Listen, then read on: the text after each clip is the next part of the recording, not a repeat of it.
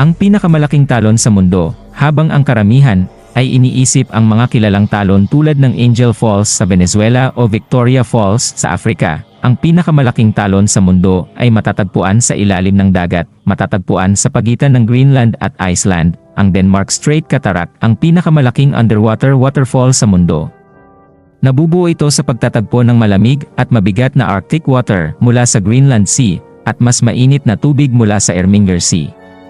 Ang malamig na tubig ay lumulubog sa ilalim ng mas mainit na tubig, na lumilikha ng talon na bumabagsak ng humigit kumulang 3,505 na metro, mahigit 3 beses na mas mataas kaysa Angel Falls. Ang napakalaking talon na ito ay lubos na nasa ilalim ng dagat kaya hindi ito nakikita ng mata.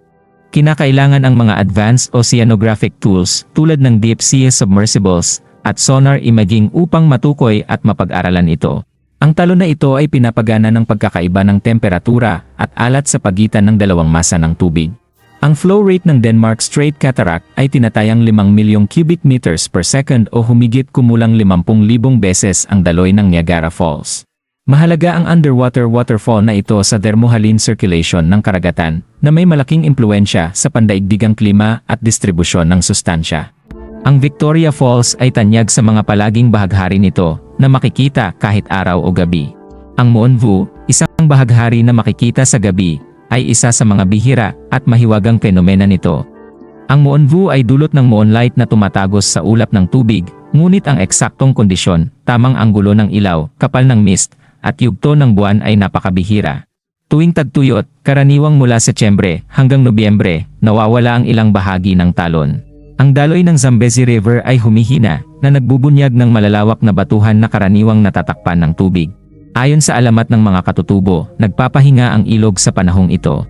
Geological naman, ipinapakita nito ang sinaunang mga layer ng talon, ngunit nananatili ang mga tanong kung gaano na ito katagal at kung paano maapektuhan ng pagbabago ng klima ang balance nito. Sa ilalim ng talon ay ang boiling pot, isang napakalaking whirlpool na dulot ng umaalimpuyong tubig ng Zambezi River. Ang malalakas at hindi inaasahang agos nito ay nagbunsod ng mga lokal na alamat na ito ay isang portal patungo sa underworld. Paliwanag ng mga siyentipiko, ang fenomeno na ito ay dulot ng dinamika ng daloy ng ilog at hugis ng bangin, ngunit ang magulong galaw nito ay nananatiling hindi ganap na nauunawaan. Sa likod ng bumabagsak na tubig ay may mga kuweba na nananatiling hindi pa ganap na na-explore dahil sa kanilang hirap marating at mapanganib na kondisyon mula sa patuloy na mist at madulas na mga bato. Ayon sa ilang adventurers, posibleng naglalaman ang mga kuweba ng mga pahiwatig ukol sa sinaunang geological shifts, fossils, o ebidensya ng maagang pamumuhay ng tao sa kahabaan ng Zambezi. Sa loob ng maraming siglo, ang talon ay itinuturing na sagrado ng mga Tonga at Lozi. Naniniwala sila na si Nyami Nyami, ang Diyos ng ilog na may katawan ng ahas, ay naninirahan sa Zambezi. Ayon sa alamat, pinoprotektahan ni Nyami Nyami ang mga lokal at kinokontrol ang daloy ng ilog na nagdadagdag ng mistikong dimensyon sa mga baha at tagtuyot na nararanasan ng lugar. Matatagpuan sa gilid ng talon ang Devil's Pool, isang natural na pool na nagbibigay daan sa mga adventurous na lumangoy ilang pulgada mula sa bangin na may 100 metrong drop. Ang misteryo ay nakasalalay sa tila pagbaliwala nito sa gravity at physics. Paano kaya napakakalmado ng tubig sa bahaging ito habang ang karatig nito ay umaatungal?